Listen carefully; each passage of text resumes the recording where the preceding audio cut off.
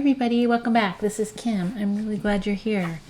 Today I'm going to be talking about all the complaining all over YouTube, all over Reddit, all over Facebook about Doordash and how the strike was perceived and how few people actually participated, etc.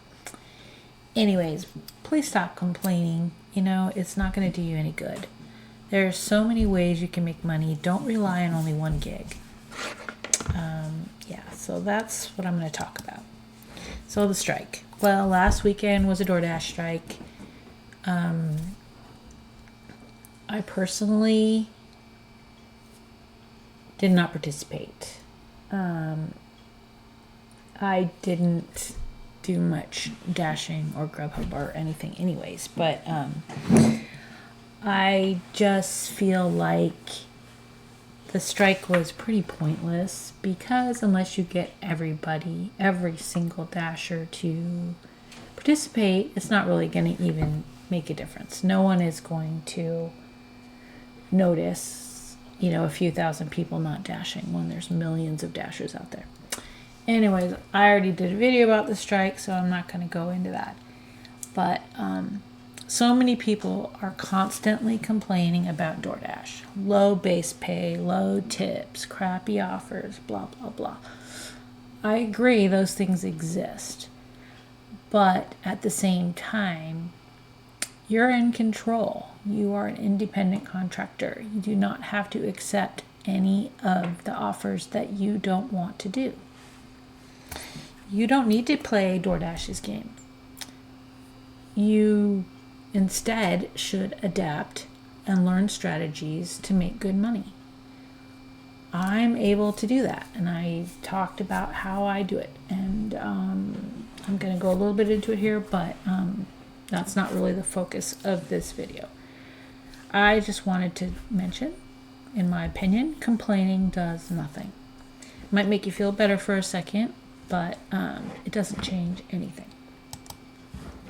So what else can you do? Well, there are ways to make money. Multi-apping is an easy way to do it.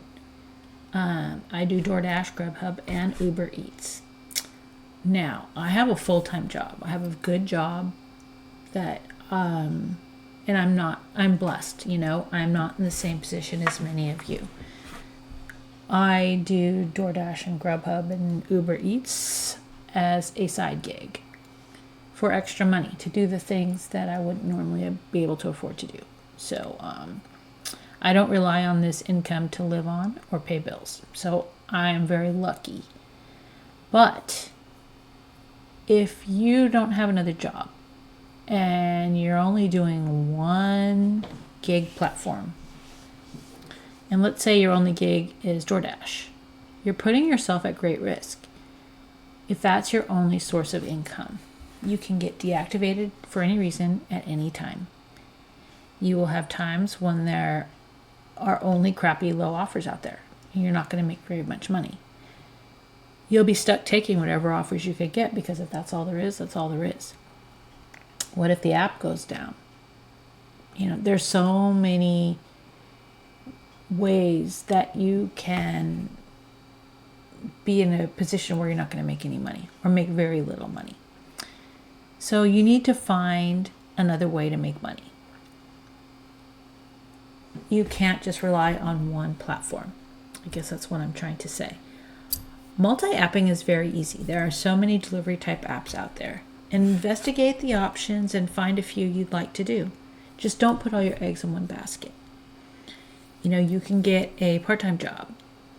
Use your talents to sell on Fiverr. Resell items you find at garage sales, dollar stores, whatever. Babysit. There's so many things you can do. Pet sitting, like Rover, that's a great app. There's so many different ways that you can make money. Don't just pick one and stick with only that one because you can end up in a lot of trouble. Like I said, I multi-app. If you have 2 or 3 apps running at the same time, you have 2 or 3 options of offers to accept at any given time. DoorDash may be sending really low offers, but maybe Grubhub is hopping. Then take the Grubhub offers. Or maybe Uber Eats is sending you lots of good offers. Then take those. You're basically hedging your bets. The more platforms that you have running at any given time, that gives you options of which ones you want to take. I always try to have at least 2 apps up simultaneously. I just take the best offer, pause the other app, and complete the delivery. Once I'm almost to the delivery location, I turn the other app back on, and then I do the process all over again.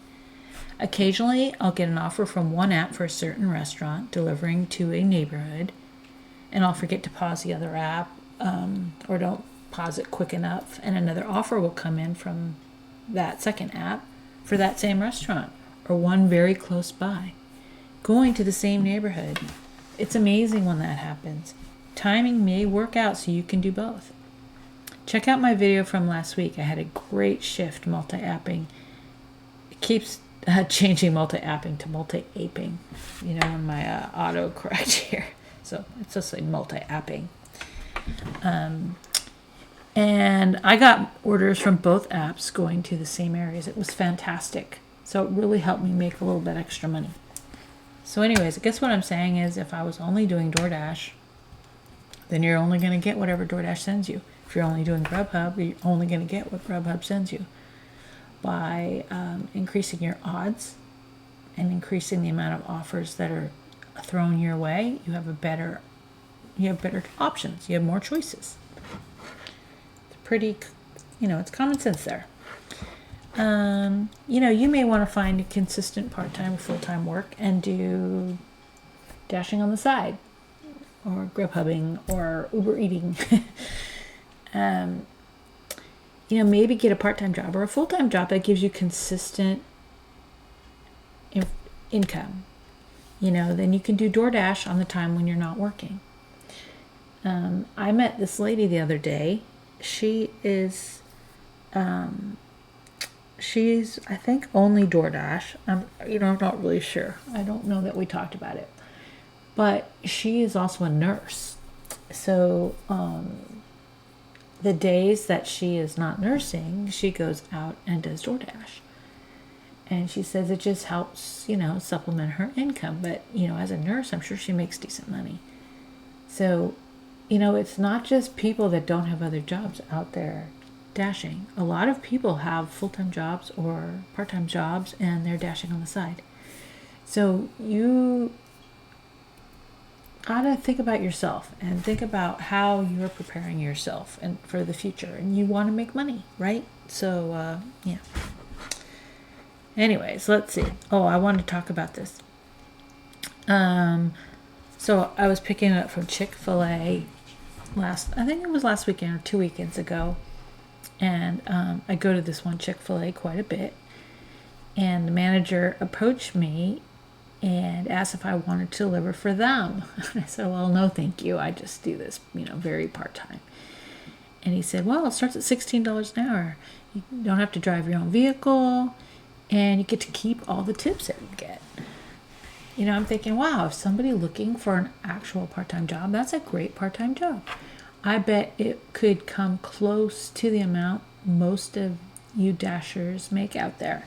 If you're making $22, $25 an hour dashing using your own car, your own, you're taking all your own risk, basically. You could become an employee of Chick-fil-A. Okay, I'm not sponsored by them or anything. I'm just giving you this information. You could go work there, drive their car. They're going to pay you hourly. Probably have to do some other little jobs while you're waiting for a delivery, but if you go out on a delivery, then you get to keep your tips. It could be a decent job for someone. Anyways, I just want to mention that because I thought, wow, that'd be a good opportunity for somebody. Cherry picking. Okay. You need to learn how to cherry pick. I think I'm going to do a whole video on that, but basically just set a standard for yourself and stick to it. You need to determine what's the lowest offer you will accept, what's the furthest distance you want to travel, because traveling takes time. It's not just the gas, it's the time it takes to drive back and forth, and which restaurants take forever, if they're wasting your time, don't go there. That's just simple as that. I take nothing under $9. I want at least $2 a mile, and actually prefer $3 a mile because gas here is close to $5 a gallon. I won't take anything that will take me off into another zone or into the boonies.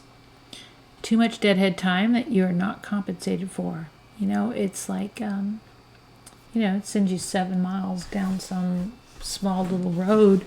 It's going to take you 20 minutes or something, and then you got to turn around and come back. You're not being paid for that time that you're coming back. So you need to make sure that you are accepting orders that have a large enough pay that you are being compensated for that drive back.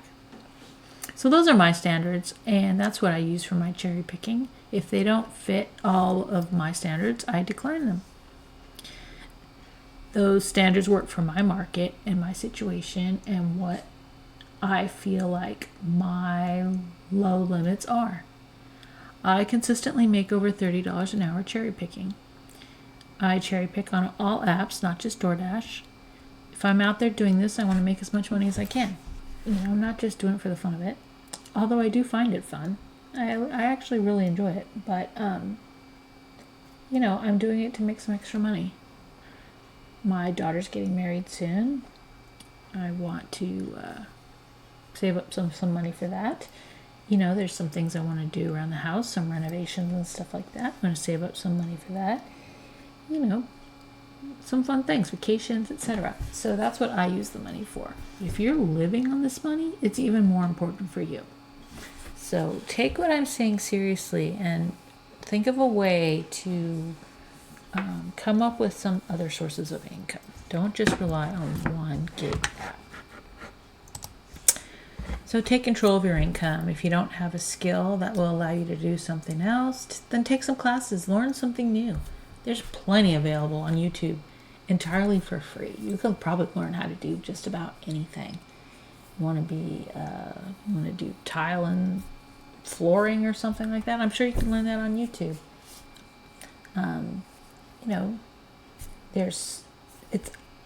It's just opportunities are endless. You just need to use your mind, be creative, and come up with something that you think you'd enjoy. Find something you'd enjoy, something that fits your talents, and explore how you can make money doing that. You don't need to go get a job. You can be your own boss and do these things. Complaining that DoorDash is not paying enough is going to get you nowhere. Do something about it instead. Don't just complain. Complaining about any job does no good. You need to make a change. Find a way to manipulate the system to help you make money. Be creative. Value yourself. You are worthy of making a living wage and much more. You just need to find what that thing is for you. And for each person, it's different. Don't sell yourself short. Try a bunch of things and find the thing that you not only enjoy, but makes you money. That's my suggestion for you. I would just hate for someone to be in a situation where you're relying on this one platform and then it fails you, and then where are you? So, anyways, that's my 2 cents. You may not agree with me. I hope you do. But, put your suggestions down in the comments. Is there, something that I missed or something that you disagree with? Let's chat about it. I'm open to that. I think it'd be great. Anyways, if you got anything out of this video, please give it a thumbs up. And don't forget to subscribe. Really appreciate that. And I hope that you take something that I say and actually make some changes to better yourself. Give yourself a more earning potential. Anyways, thanks again for listening. Thanks for clicking on the video. See you next time.